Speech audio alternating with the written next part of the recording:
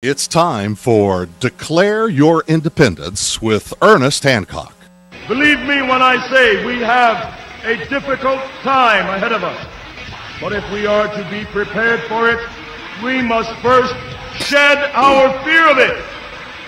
I stand here without fear because I remember that I am here not because of the path that lies before me, but because of the path that lies behind me.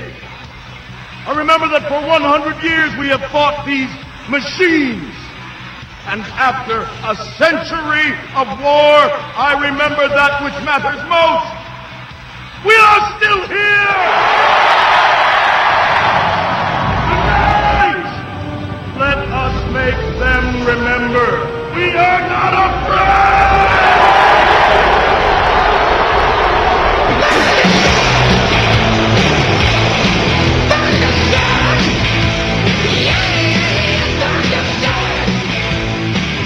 No fear, no fear, no fear, no fear here and Declare Your Independence with me, Ernest Hancock, here in Phoenix, Arizona, from the beautiful studios of Freedoms with an S, freedomsphoenix.com.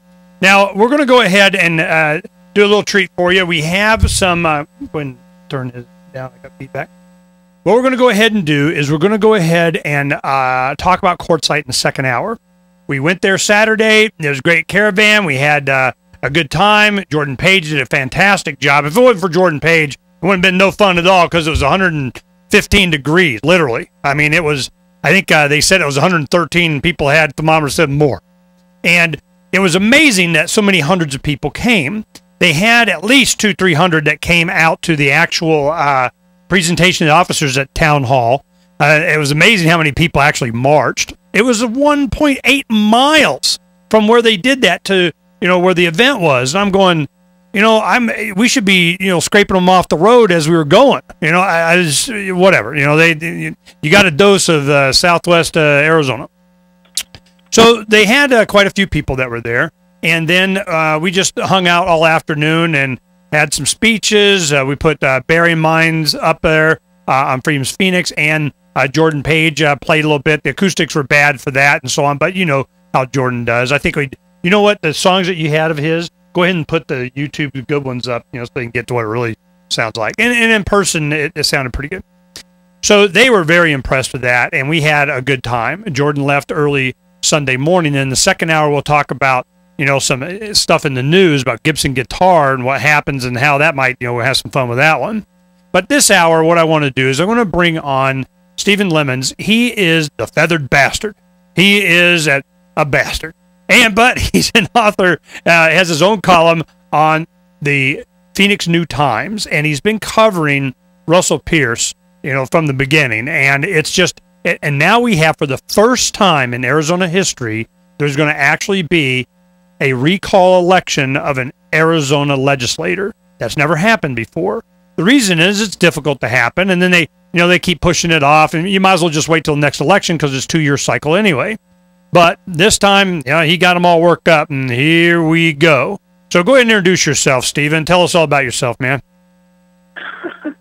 Well, I don't know what there is to tell, but yeah, I have been following. I think you pretty much introduced it, but yeah, I've been following the Pearce story for a long time, even pre-1070, you know, before he was as powerful as he is now. So yeah, we have an interesting situation. I mean, Mesa is the center of the world right now with LD18 and the recall that's going to happen, the recall election that's going to happen on November 8th.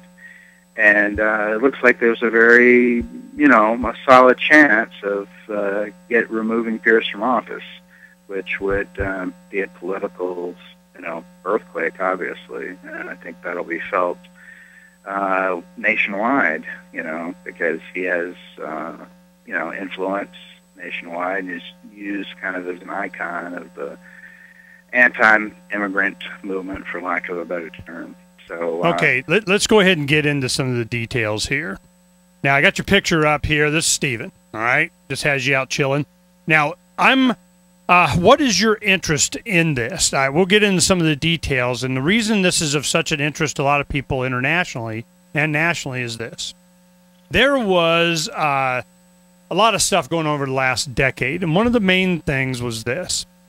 Immigration became the number one, oh my goodness, big giant gotta save the planet issue here in Arizona with the introduction of a bill called SB 1070.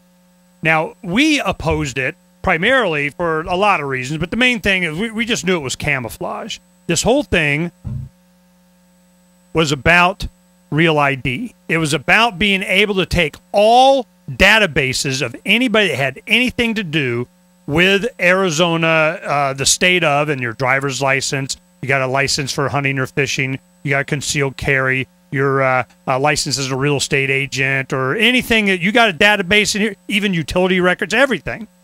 And they made it available to Homeland Security. Now, here's Janet Napolitano, head of the Gestapo, comes from Arizona as governor, and Russell Pearce on the other side, being a Republican, which he's always on the Appropriations Committee as chairman in the House and the Senate. So over the past decade, he's a big, giant chunk of the reason of why our debt is so high. The highest in the nation per capita here is in Arizona. Now, it's a small economy compared to California, so California gets all the attention. But in Arizona, the per-person debt, highest in the nation, highest in the nation, highest in the nation, in case you didn't hear me. So here we have Russell Pearce. I've had him on the show before. Appropriations chairman, like, save it, man. I already know where this is going. But he got enormous support from around the country for those that equated our economic problems with illegal immigration. Those of us that understand math and have been working on this know that had nothing to do with it. It was the welfare state. Get rid of that, and so who cares if they come? So the thing is that was what prompted a lot of opposition from a lot of people, him focusing on illegal immigration. From the libertarian perspective, we knew it was camouflage for something else. Now, from your standpoint at the Phoenix NewTimes, the NewTimes has always been considered, lovers of the liberals, the left, Democrat, mouthpiece of. So you, having your column, you were focusing on what? What is your personal, we don't like Russell Pearce rant? Well, I have a lot of reasons I don't like him, but his demonizing of the Mexican population, the Mexican American population here in Arizona, particularly disgusted me. But he's been, the thing is that, and not just for the obvious humanitarian reasons, but also because the things he was trying.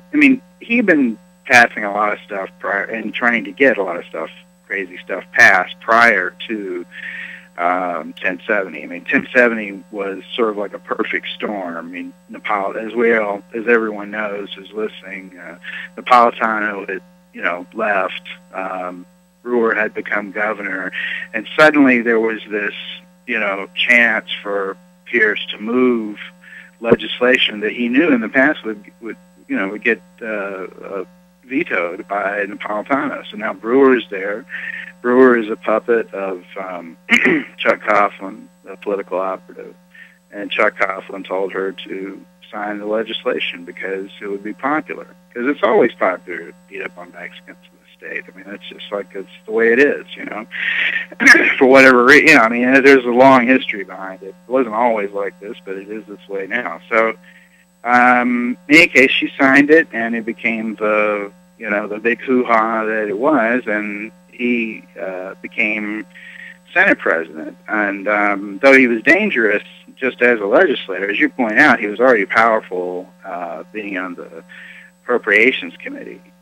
That was already a powerful position to be in because, a lot of most legislation has to go through it at some point. So he had de facto veto power over a lot of legislation from jump.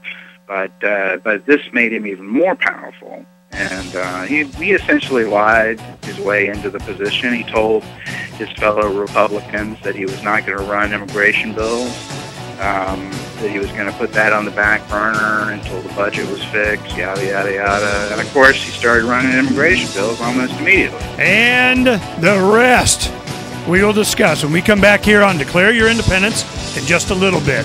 Total Recall. It's on. We'll be right back.